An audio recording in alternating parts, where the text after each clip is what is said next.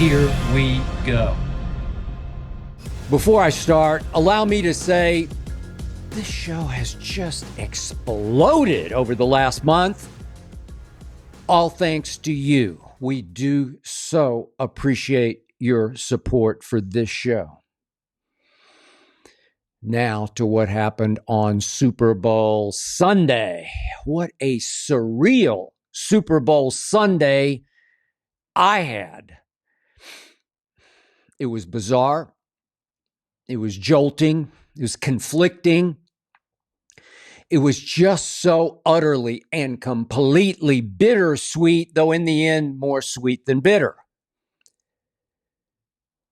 My emotions were mixed like a Molotov cocktail. You know what those are? It's a firebomb filled with gasoline and alcohol. And all day, I felt like I had guzzled a Molotov cocktail, that my blood was just on fire, racing through my veins. Now, as you almost certainly know by now, as you're probably sick and tired of hearing from me, I did pick the Philadelphia Eagles to win the Super Bowl all the way back in August.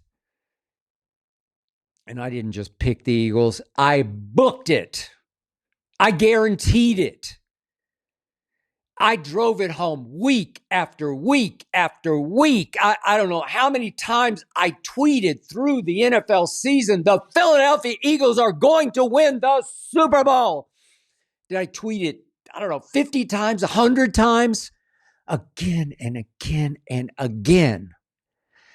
I doubled down and I tripled down and I quadrupled down on the Eagles winning this year's Super Bowl. And trust me on this, I wasn't trying to speak them into existence. I wasn't trying to manifest it. No.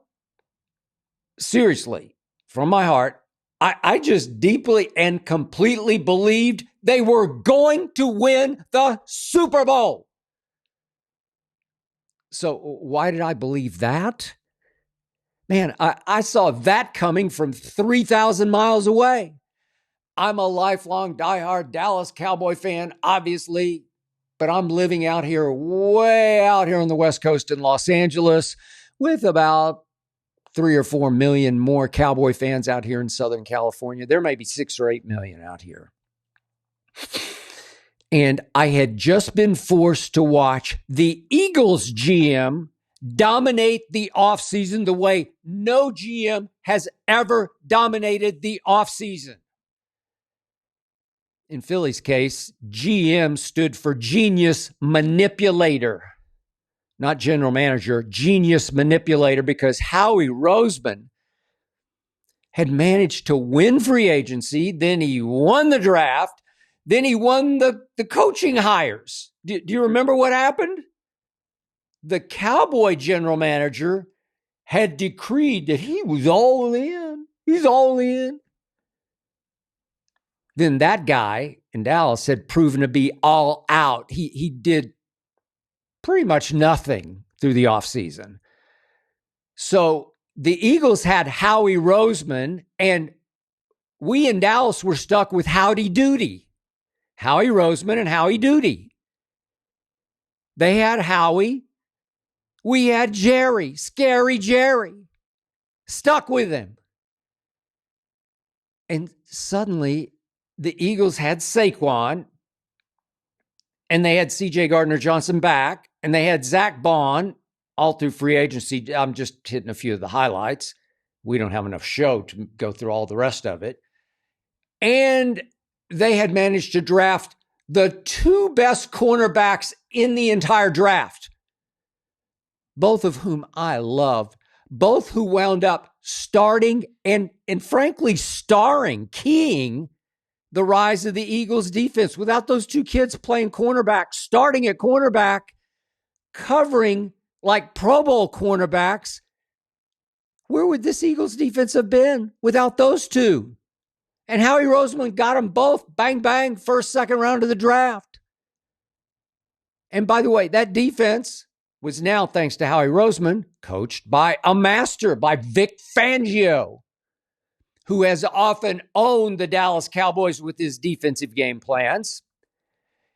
And this all happened just as Jalen Hurts finally acquired a proven high IQ, nice guy, low ego play caller in the ex-Cowboy and ex-Cowboy coach Kellen Moore. Just what Dr. Phil ordered for Jalen and A.J. Brown, whose off-the-field conflict, as I reported, had torn apart the Eagles down the stretch of the season before this season.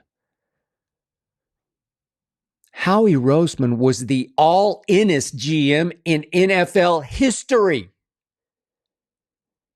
He turned a team that had lost 6 of its last 7 into a Super Bowl juggernaut with the NFL's best defense, as I kept saying from day one, best defense, with the best offensive line in the NFL, with the best running back in the NFL, and with a quarterback who just might have the greatest package of intangibles in NFL history.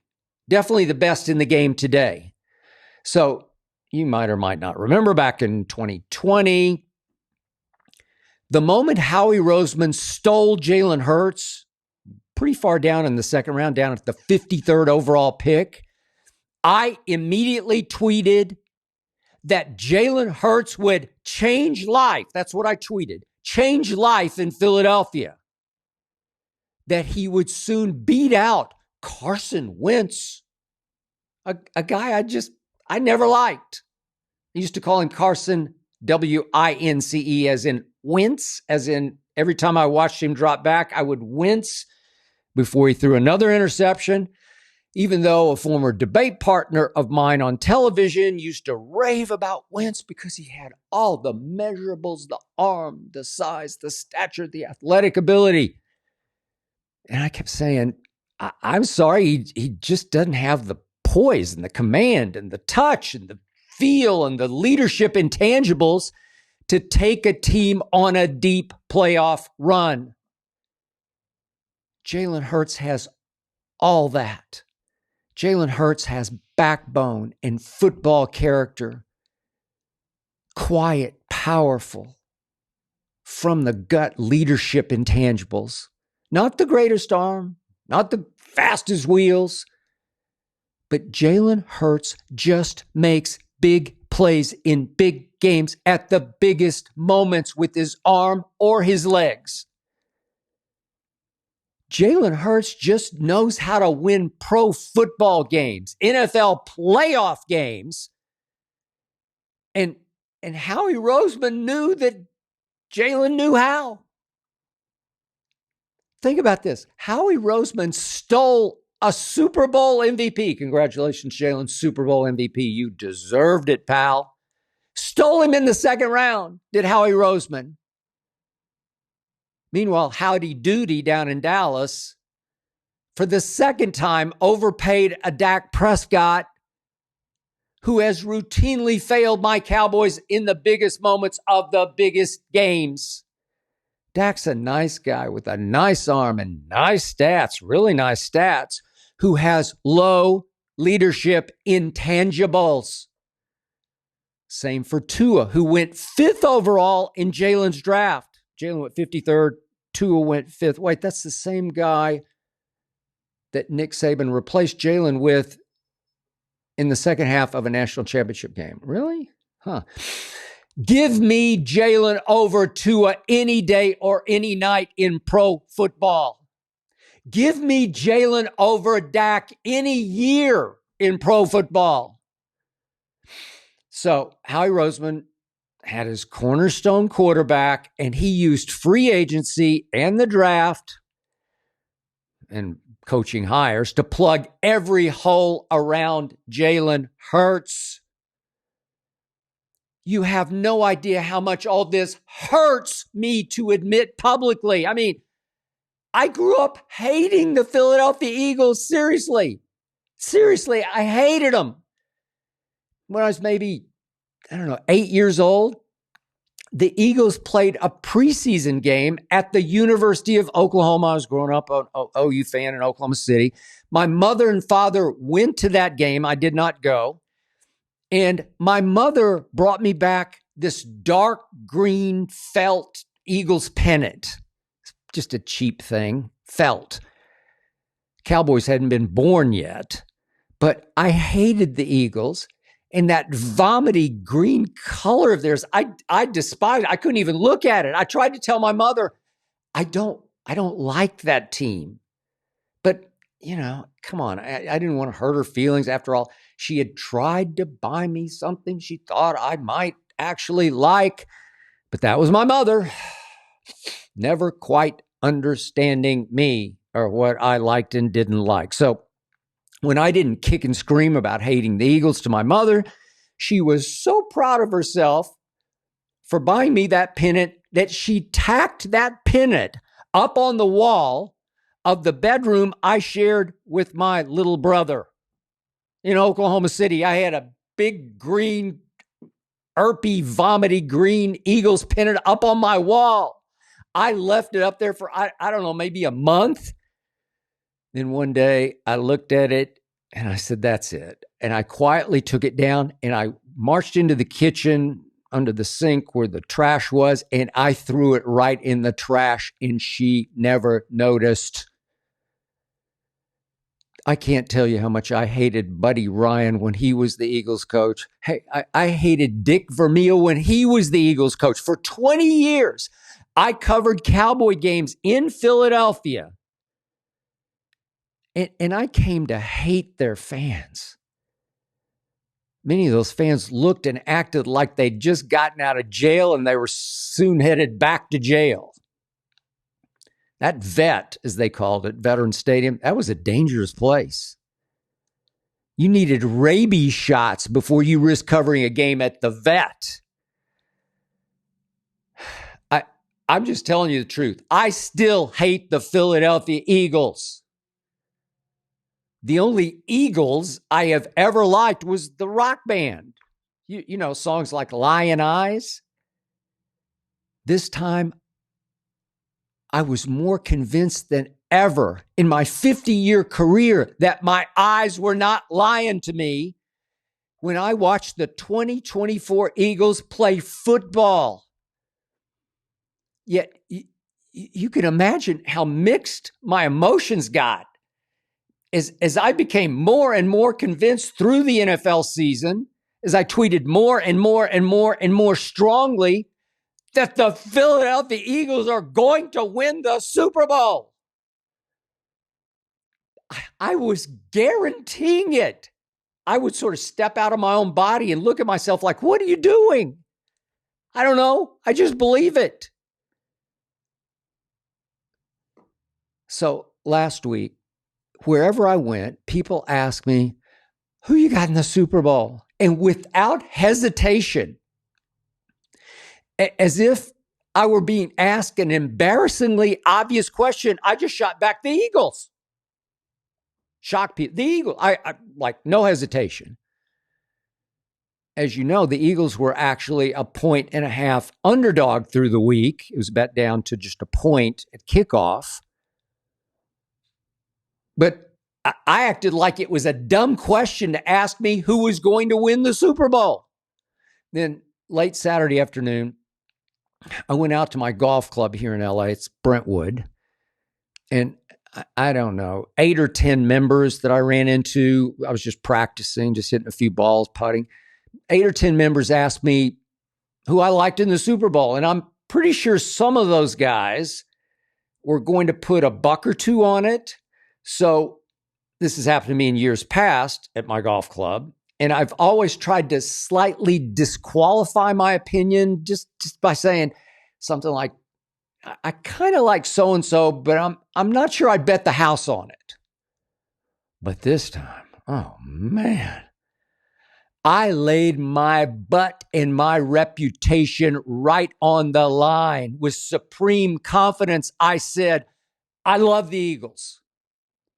And I got several reallys. Several times I heard, you'd bet against Mahomes? And I shot right back, yes, I would. The Eagles are just better than the Chiefs, and the Chiefs are on borrowed time. They've been getting every bounce and break and call, and that stops Sunday. Jalen Hurts will make one more play than Patrick Mahomes. Book it.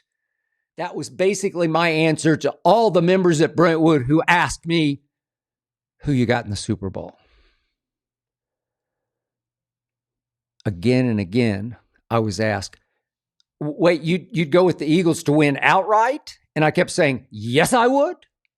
Almost as if I already knew the outcome. So you have to believe me when I say in my life, I've never been more sure of an outcome of a game, any kind of game, than I was of this Super Bowl.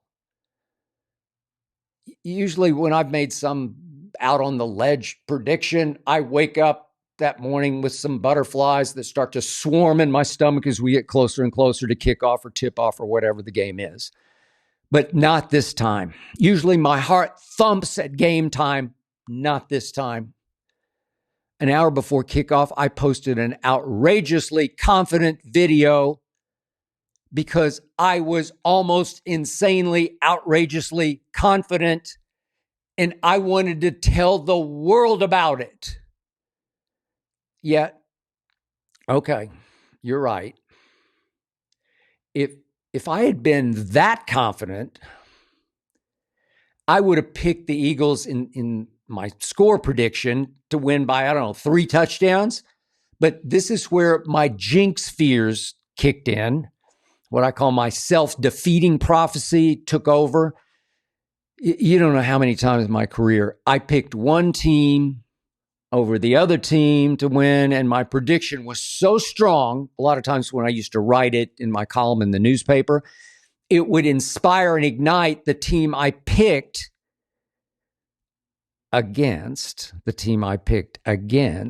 to rise up and prove me wrong. You don't know how many times when I was a columnist in Dallas, I would pick the Cowboys against the then Redskins, and then after the game, 10 Redskins would tell the media, take that, Skip Bayless. Well, anyway, it would stick in my craw that, I did myself in because I predicted so strongly that this team was going to beat that team, and I inspired the wrong team. So I did fear if I went too strong in my video predictions that, Andy Reid would play some of it for the Chiefs on Saturday night. And after the game, Mahomes or Travis Kelce or somebody would take a shot at me by congratulating me on my prediction. Mahomes did once offer to do my show after he won his first Super Bowl so he could take a shot at me for doubting him as if he was him at that point. And I didn't greatly appreciate it. I did believe with all my heart and all my soul that Saquon would be all Barkley and no bite in this game. All Barkley and no bite. And I did make a big deal of that in my prediction. I said, no way would Saquon get close to 100 yards. Not against this group, not against that front seven and that defense. And I was all too right about that. Saquon wound up with 57 yards on 25 carries. That was by far his worst game of the entire season. That's barely more than 2 yards a carry. So in my prediction score, I figured if the Eagles are a running football team, which they were, and they couldn't run, then they were going to have a very hard time scoring against the second best defense in the NFL with the first best coordinator, one of the all-time greats, Coach Spags. Yet, I also believed with all my heart and soul that Patrick Mahomes would have an extremely difficult time scoring against that big green machine that had become the Eagles' defense. Extremely difficult. So I gave Jalen and company 20 points to only 16 for Patrick Mahomes' offense. Yep. I called it 20-16. And the truth was, and by the way, 20-16. It was 38-35 just 2 years ago. Patrick and company scored 38. And I said they're going to only score 16. And the truth was, that's exactly what kind of game this one could have and should have been. This should have been a low-scoring defensive battle. But I did not account for, I did not see coming Patrick Mahomes playing. This is just me. I think it was the worst game of his NFL life. Worst of his NFL life, and it's all on him. I know he heated up late, piled up a bunch of garbage yards and points that skewed the final stats and the final score. I mean, think about this. The Chiefs were down 34-0 with 2:46 left in the third quarter. And at that point, Patrick Mahomes had 58 yards passing, and he wound up with 256. So he threw for 199 after that. It was just pure garbage yards, garbage stats. And it made the final score 40-22 look misleadingly closer than it was. If you didn't watch the game, you said 40-22. Well, okay. No, this was a complete and utter ass kicking. This was an annihilation, a humiliation, a flat out embarrassment for Patrick Mahomes. So as Jalen Hurts said on the field immediately after the game, defense wins championships. As he's always said, offense can win games, but defense wins championships, and he repeated it right after the game. The Super Bowl MVP said that. That's why that team loves him as its leader. This Eagles defense won this championship. I mean, just think about it. The Eagles did lead 34-0 with 2:40 left in the third quarter. So think about this. The Eagles did drive 69 yards for the 7-0 touchdown. But that was fueled, ironically, that drive, by a penalty I wouldn't have called on Trent McDuffie. He hit Saquon late on an incomplete pass to Dallas Goedert. This was on 3rd and 5 at the Kansas City 42. And he hit him a little up. He just sort of touched his headgear. I don't know. You could have called illegal hands to the face on it, but I would not have called a late hit. It just wasn't that late or that egregious. So would the Eagles have punted in a 0-0 game on 4th and 5? Yeah, probably they would have. So this became a gift touchdown because Jalen wound up hitting Jahan Dotson out of nowhere. Jahan Dotson for 28 yards to set up that 7-0 lead. Then Jalen, as you know, under heavy rush, threw a pretty bad interception. I said he would have one turnover. He did. But that turnover did have a silver lining because the Chiefs were pinned off that interception at their 2-yard line. But on 3rd and 3 from the 9, Mahomes, for the second time in this game, flat out missed an open Travis Kelce with a shockingly off-target, low and away throw. It happened twice on key plays, first half. So after the punt, the Eagles wound up with great field position, and they did cash it with a 48-yard field goal, 10-0. Then Mahomes, on 3rd and 16 at his 24, starting to get desperate, starting to try to do way too much, threw a shockingly poor pass that was intercepted by, I guess, a corner that he just didn't even see, a rookie corner named Cooper DeJean, who returned it 38 yards for a touchdown. What? I mean, I am dancing in my man cave out here in LA. I am dancing. Cooper DeJean? Whoa! The kid that Howie Roseman took in the second round, the second best corner in the draft. And all of a sudden, 10-0 turned into 17-0. And with just 1:49 left in the half, Mahomes did it again. Just came completely apart. Another horrible interception. This one thrown a little sideways as he was hit. This one caught by Zach Bond, the free agent signing of the year on defense in the NFL, thanks to Howie Roseman. We got Howdy Doody. They got Howie Roseman. What a great grab ZB made just above the Superdome carpet on that interception. And Jalen Hurts soon cashed that short field. That was at the 14. I think he rolled down to like the 8. But Jalen had a very short field, cashed that 24-0 at half. Thank you, God. Huh. So as confident as I was, even I was pleasantly shocked at that. But obviously, without Mahomes' 2 horrendous interceptions, it would have been 10-0 at half.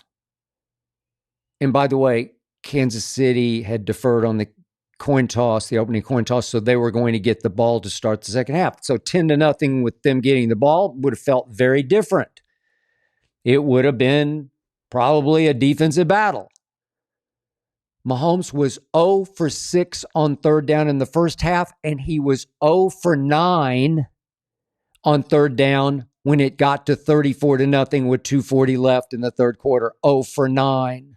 He had 33 yards passing in the first half. That's the worst half of his NFL career. At halftime, the Eagles had 13 first downs to Mahomes' 1.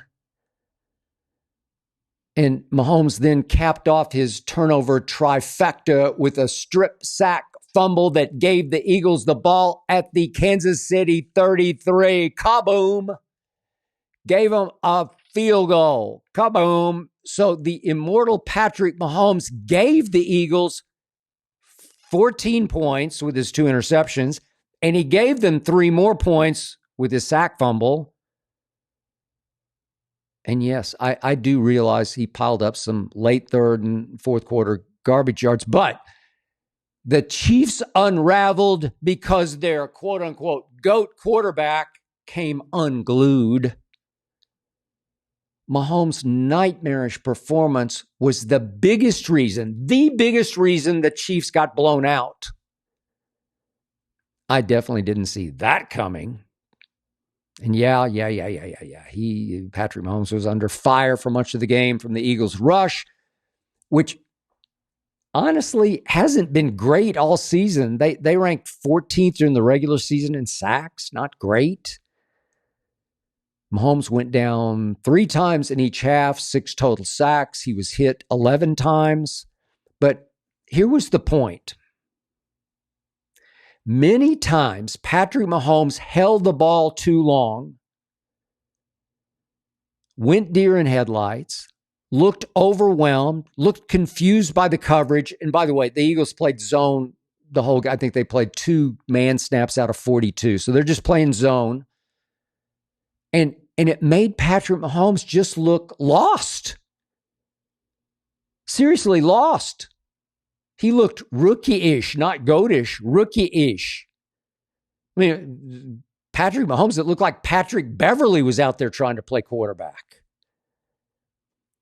And why did all this warm my heart? Because you know and I know that all those billions of Mahomes homies out there, billions of them, all those blinded fans who overlove and overdefend Patrick Mahomes, they were all poised to proclaim Mahomes better than Brady if he had pulled off the NFL's first ever three-peat on Sunday night.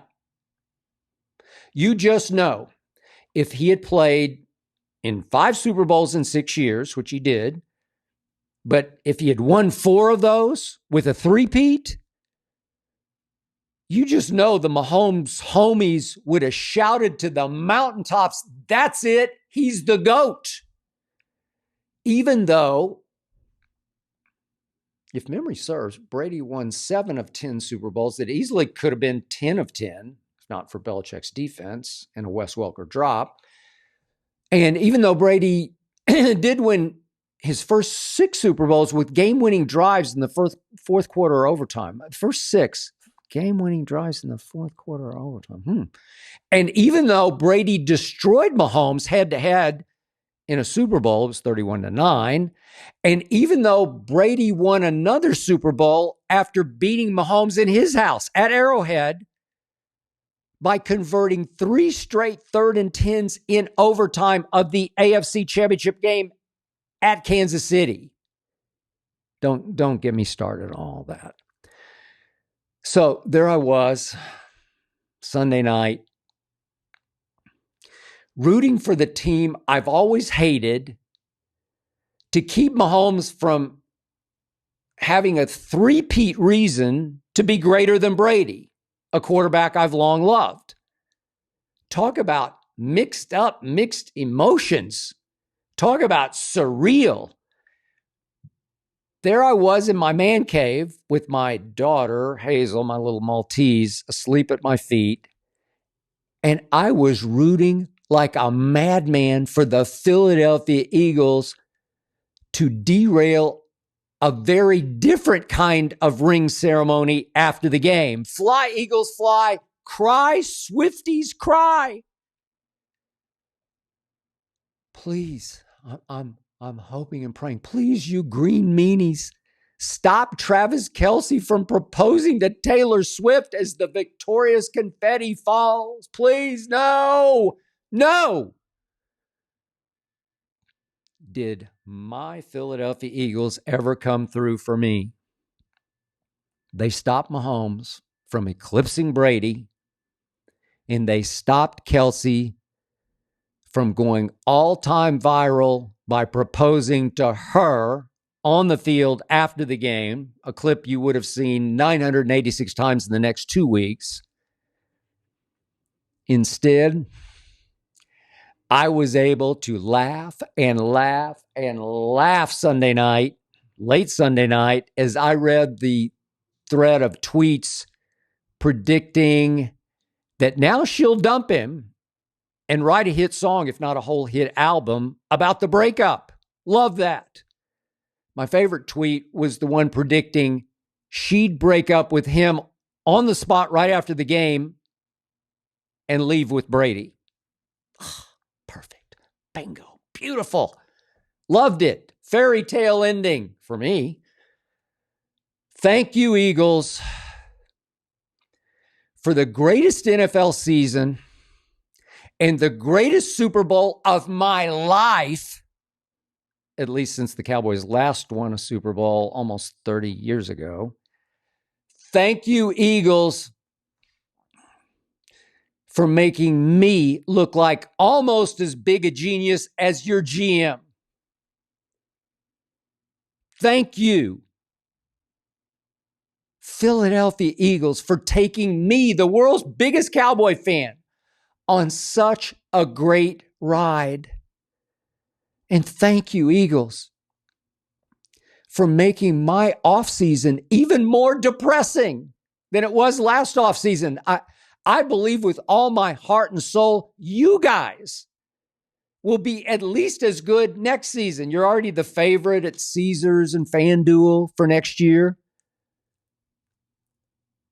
You have Howie. We have Howdy Doody. How about them Eagles? Fly, Eagles, fly. Die. Dallas, die. Gotta dab my eyes here a little bit. Whew. Quick sip of the Nectar of the Gods, Breakfast of Champions.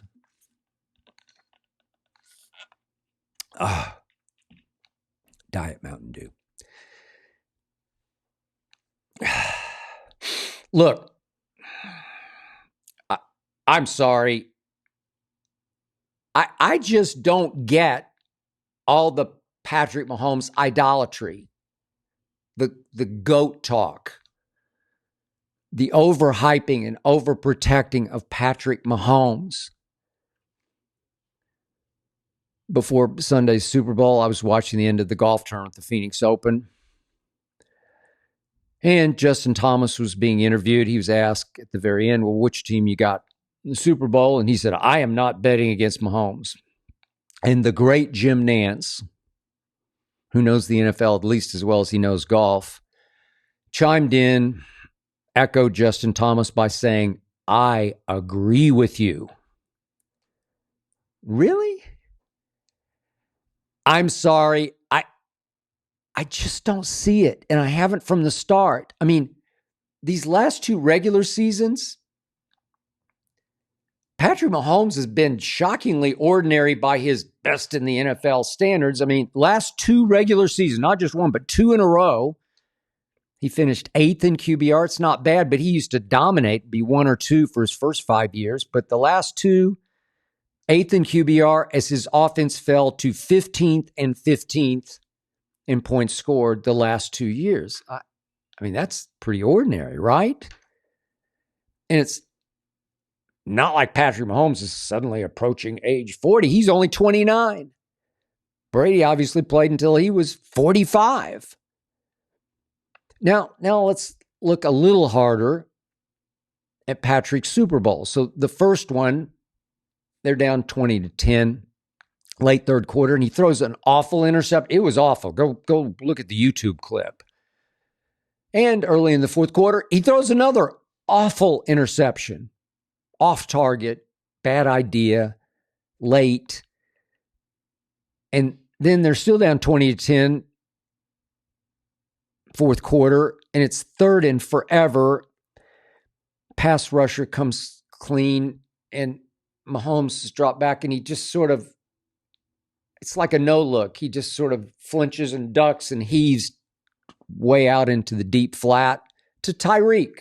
Then, of course, a Chief who had to reverse field and come back and like wave for a fair catch. But it was a huge play. It was a game-saving play and completion. Not the prettiest you'll ever see. And yet the opponent that day was not Jalen Hurts, or Patrick would have lost that Super Bowl. Opponent was Jimmy G, as in Garoppolo. And that was that. Jimmy G came completely apart in the fourth quarter. And Patrick heated up. Patrick played very well down the stretch because Jimmy G did not. And then second Super Bowl, this is against Brady in Tampa. Patrick Mahomes just flat out stunk. Again, 31-9 Brady over Mahomes. But didn't have pass protection. Then Patrick versus Jalen. This is in Glendale, Arizona, Phoenix suburb 2 years ago. Jalen threw for 304 yards in that game. Patrick for a mere 182 yards passing, but an unforced error by Jalen as they were driving for the 21-7 touchdown mid-second quarter. He just dropped the ball as he rolled out. One hopped up to Bolton, who took it to the house, and all of a sudden it's 14-14. What a huge break that was for the Chiefs. They could have been blown out in that Super Bowl. But in the fourth quarter, the key play, the biggest play, was a Kadarius Toney punt return. Really? Okay.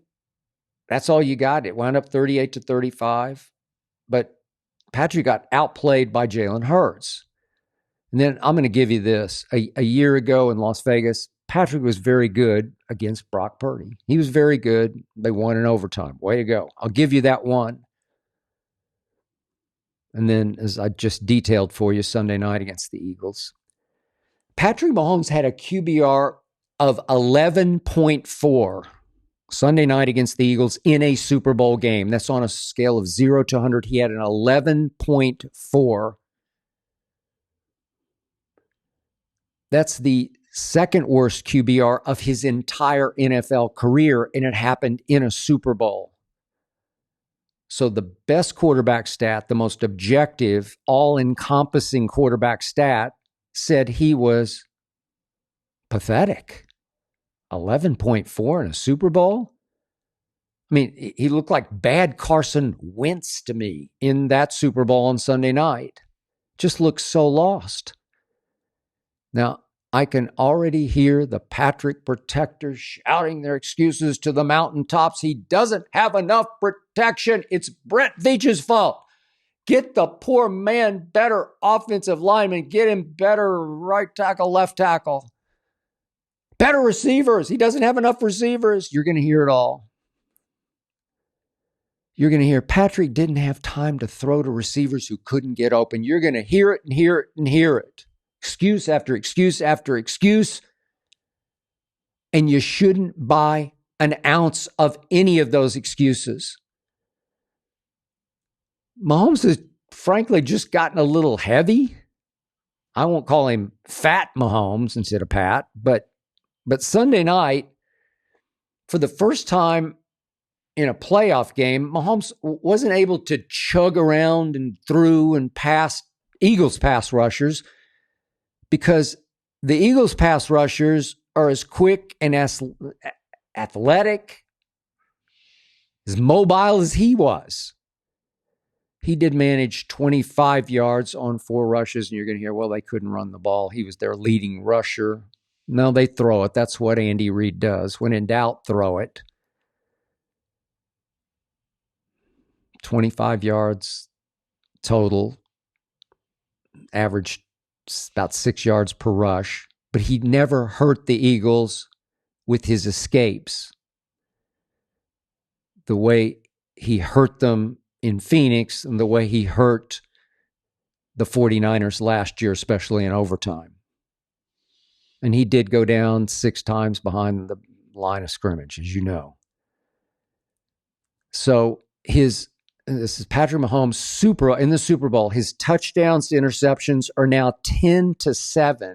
That's not very good, really. He's thrown 7 interceptions. Well, the all-time record for Super Bowl interceptions is Elway with 8. So now Patrick Mahomes is tied with Jim Kelly, Craig Morton with 7 Super Bowl interceptions. He's played in a bunch. He's played in 5 and 6 years. Got it. Tom Brady in Super Bowls threw 21 touchdown passes to only 6 interceptions. Interesting.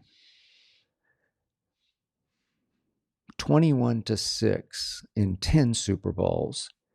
10-7 for Patrick Mahomes in 5 Super Bowls. Interesting. Really? Really, Jim Nantz? If Mahomes had been playing against a real quarterback in his first Super Bowl, he loses. He played against the greatest quarterback in his second, and he lost badly. A long punt return saved him against Jalen Hurts. And then Sunday night, he was just flat out awful, and he lost badly. 11.4 QBR. Really? Seriously?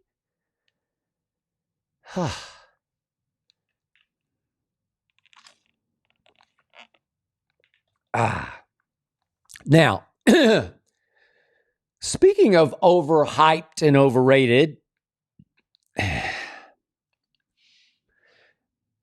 I tried to warn you about Aaron Rodgers going to the Jets.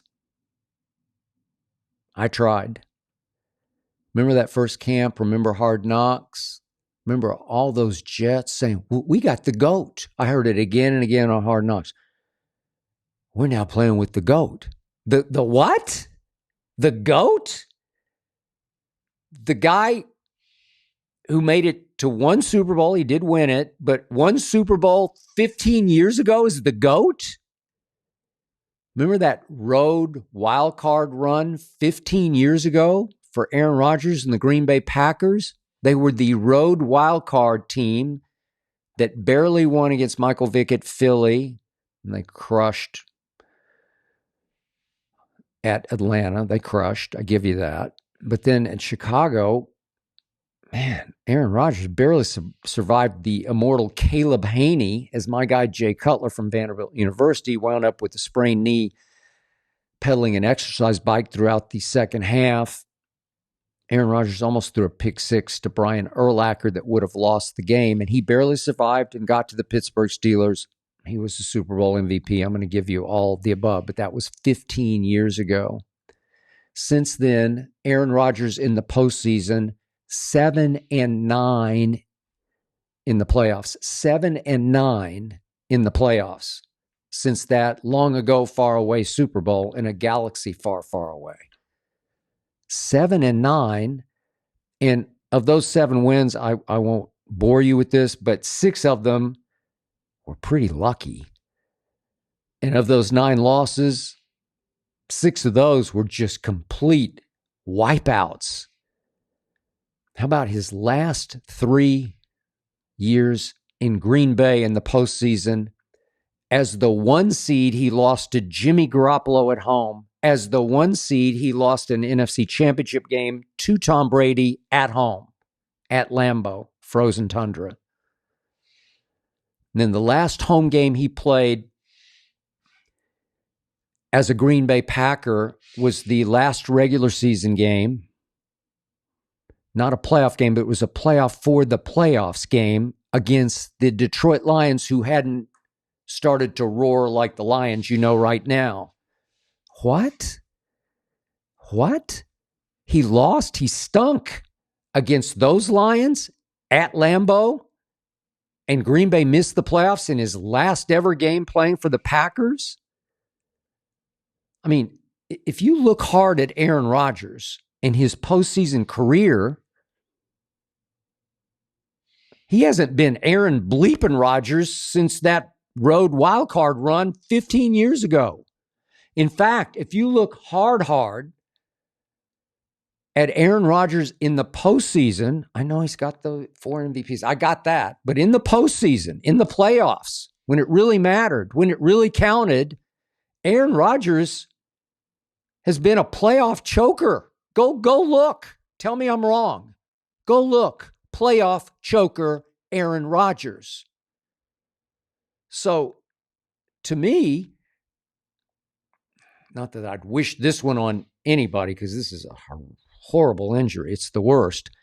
But when Aaron tore his Achilles that first year, in the first game, it was like first series, he was actually, in a football way, fortunate that he tore his Achilles, because it actually gave him an extra year of salary and delayed his inevitable getting exposed as just a late career fraud.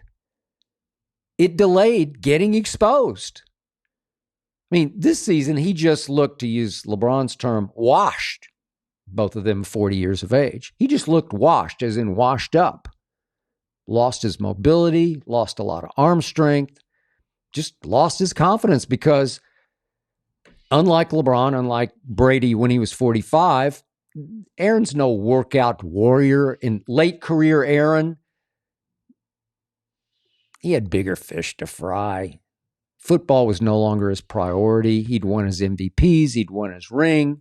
He wanted to explore other things through the use of ayahuasca down in Peru or wherever he went in South America to experiment with that. He wanted to experiment with other mind-expanding experiences in his life. And that's fine with me, but don't go take the Jets money. Don't go try to convince Jets fans, all of New York City, that you're going to be their savior. The truth is, Aaron Rodgers became the flip side of Jalen Hurts. Aaron Rodgers, in the last 15 years of his career, he just got by strictly on arm talent, way more arm talent than Jalen's ever dreamed of having. And he had some mobility earlier in his career. But Aaron Rodgers had 0 leadership intangibles. Jalen has nothing but leadership intangibles.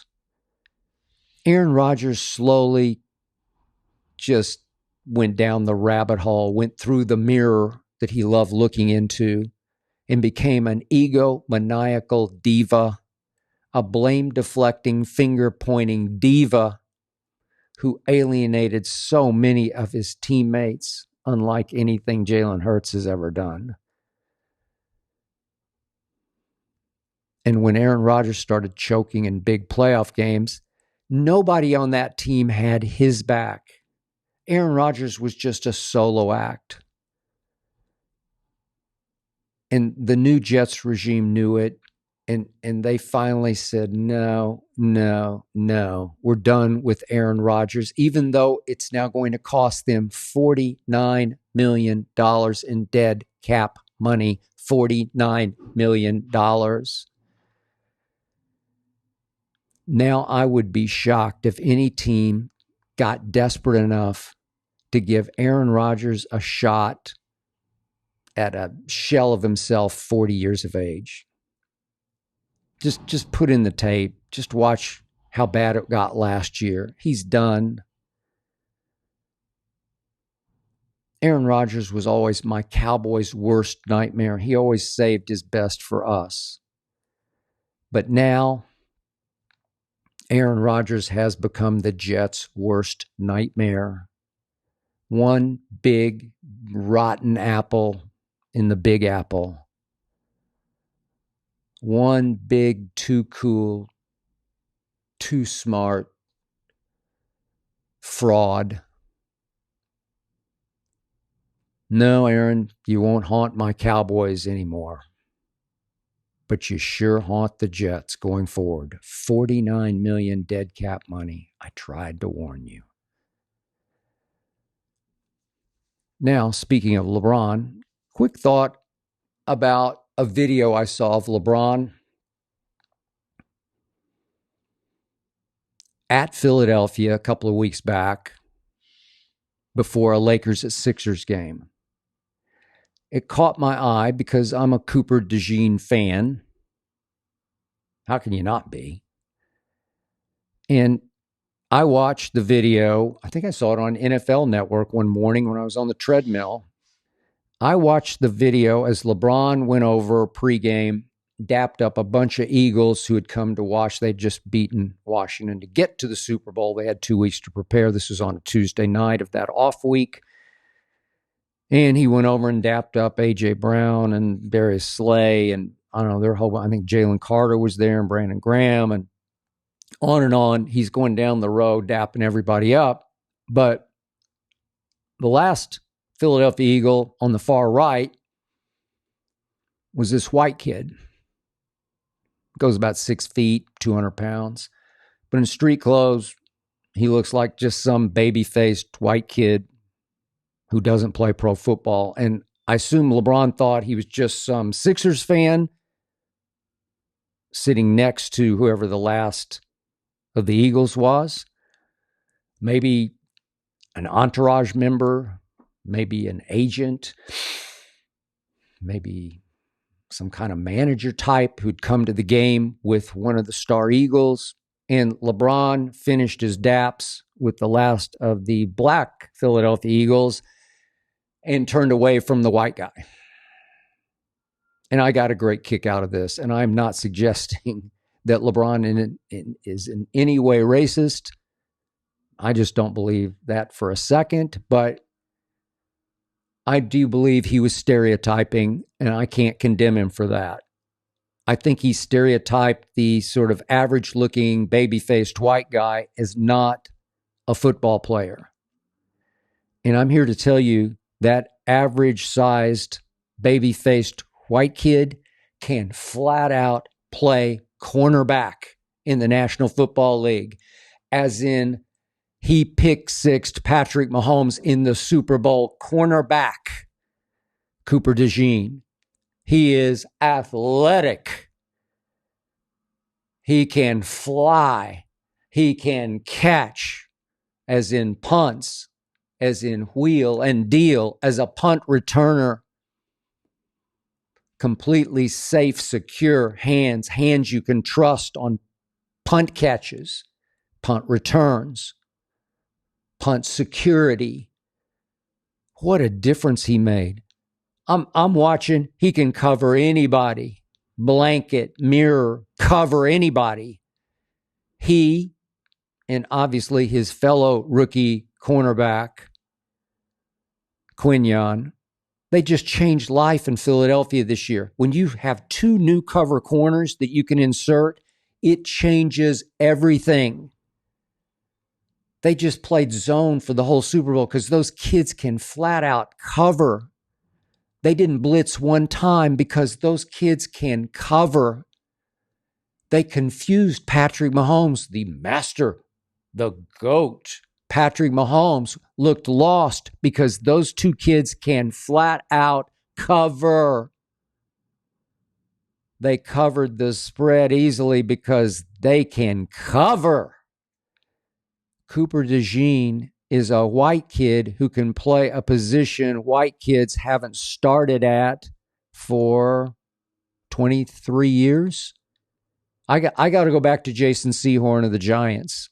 Last white cornerback I can find who started regularly, and he retired in 2003. But the truth is, if you look hard, he didn't consistently start in his last 2 years in the NFL. I'm talking about Jason Sehorn out of USC for the Giants. So you can really go all the way back to his last starting year was that Super Bowl year in 2000. So he did start the Super Bowl for that Giants team that got blown out by the Ravens. Remember Ray Lewis and the Ravens? My guy Shannon Sharp and the Ravens. And so you can say it's been 25-ish years since we've seen a white player consistently start at cornerback in the NFL until now. Cooper DeJean, drafted in the second round out of Iowa, born and raised in Sioux Falls, South Dakota, can flat out play. And I'm sure LeBron is kicking and kidding himself for overlooking Cooper DeJean, something he will never again do. And if I know LeBron, he'll make up for this when he gets his next chance to go dap up Cooper DeJean and laughingly apologize to him for overlooking him. Never again will Cooper DeJean be overlooked. Whew. And I end today's show with a pet peeve I've shared with you again and again, this concept of the NFL coaching pipeline consisting of elevating offensive coordinators, play callers to head coaches, the Ben Johnsons of the world, now culminating in Kellen Moore becoming the head coach of the New Orleans Saints, where the Super Bowl was just played. Kellen Moore will just stay over and become the head coach of the New Orleans Saints? Are you kidding me? Kellen Moore? Yeah, he can call plays, but he has zero charisma. Nice guy, but zero personality. It's like my producer Tyler Korn said to me last night. Kellen Moore looks like he should be the Eagles' IT guy. Yeah, he does. You don't see many sideline shots of Kellen Moore calling plays because he's just so uninteresting. He's the opposite of the commanding officer that you need running a football team. This is no natural born leader. This is mousy quiet. I mean, would I take him over Shoddy in Dallas? Yeah, I probably would. But where was it written in NFL annals that these stat nerd play callers could become great head coaches? How? Why? What has Kellen Moore ever done in his coaching career that would qualify him to be a great head coach? Well, he coordinates an offense. Yeah, okay, I got it. But you don't have to command a room to do that. He did play quarterback, but he was like an undersized, overachieving quarterback. Okay, I give you that. For a little while, he was pretty good at Boise State, never so much in the NFL. But do you see any Sean Payton, any of that sort of oozing charisma that Sean had? No. I love to watch Sean Payton call plays because he calls them chomping his gum like he means it. Like he calls something that you just know is going to work because his body language is screaming this play will work. Speaking of Dallas, is there even an ounce of Jimmy Johnson coursing through the veins of Kellen Moore? Not an ounce. Yeah, he did grow up playing for his dad, but it was in rural Washington, somewhere down in the lower state of Washington. I can't remember the name. Prosser, I think it was. Washington, played for his dad. So it always helps that your dad was a coach and you got some of that in you. But man, I'm here to tell you, he's a nice guy, Kellen Moore, who isn't remotely qualified to be the Saints head coach. I hope I'm wrong for the Saints' sake. But all I can say to you after you hosted the Super Bowl, New Orleans, is good luck with Kellen Moore. That's it for this episode. Thanks to Tyler Korn for producing, to Ernestine for overseeing, and of course to Hazel for approving.